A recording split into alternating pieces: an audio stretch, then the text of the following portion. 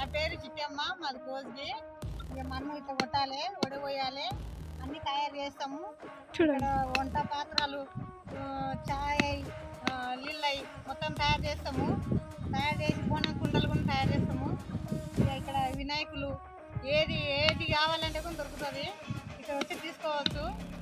ఇక మన్ను ఇట్లా కొట్టాలి. ఇప్పుడు చూడండి, నేను దీంట్లో నింపుకొని పోయి తొట్టే వస్తా.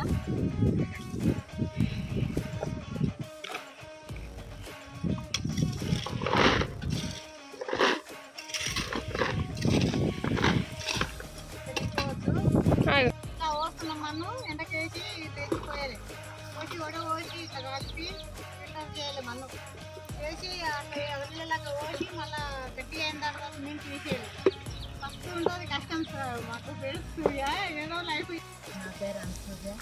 మేము ఇట్లా ఈ మట్టి ఎండిన మట్టి తెచ్చి ఇట్లా నీళ్ళు ఇస్తాం. తొట్టిలా నీళ్ళు ఇచ్చిన తర్వాత మట్టి పోస్తాం. మట్టి పోసి ఇట్లా కలుపుతాం.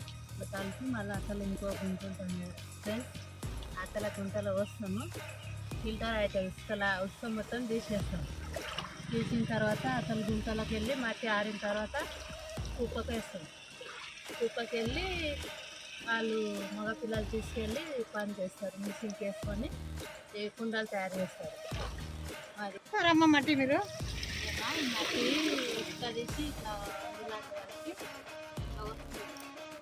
వచ్చిన తర్వాత కుంటలో ఈ మట్టి అనేది నీళ్ళు మొత్తం పోయి గట్టిగా అవుతుంది.